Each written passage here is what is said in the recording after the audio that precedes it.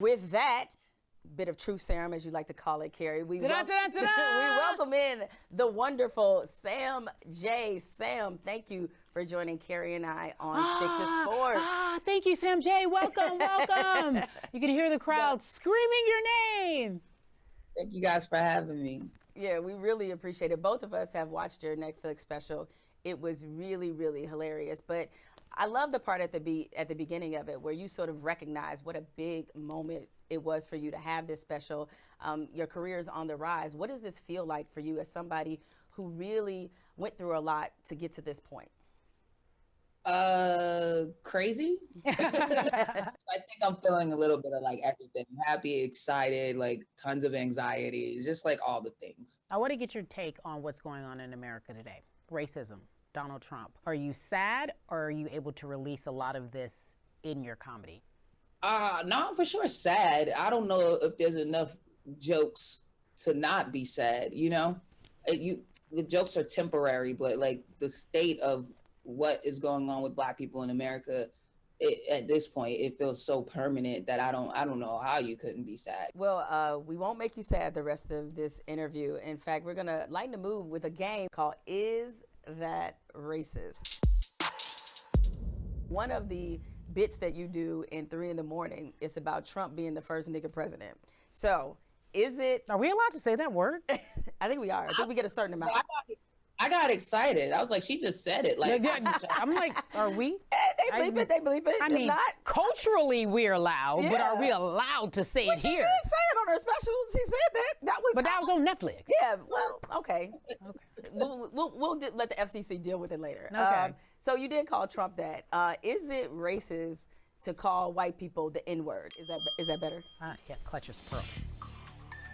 No. I don't think so.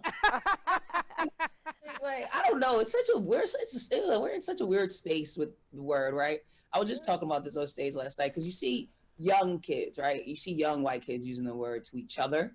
You know what I'm saying? Like when they're relating to one another, when they're talking to one another, and it's like there's this part of me that's older that wants to be like offended by that. When you see Trump, like, yo, that is like nigga behavior. Guess what?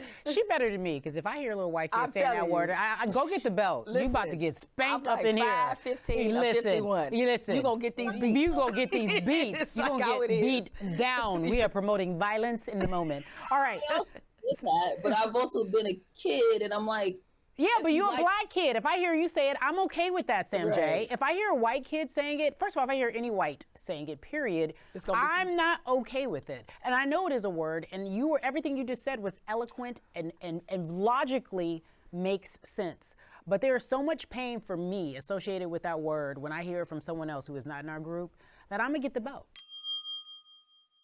One more. Karen, Becky, Amy, Susan. I know it's played out, but are those names racist? If you were a white woman and someone was like, you've been a real Becky. No. Yes! All right, why is it that racist? Because those are actual real names. Even if it's not your name in that moment, if you behaving like the name, then that's fine. That and the N-word that was nobody's name. You're right. Sam J on Stick to Sports. Thank you so much, my friend. Folks, coming up next, who do we have? We have Jamal Bowman. Who is that? Who is out here changing the world.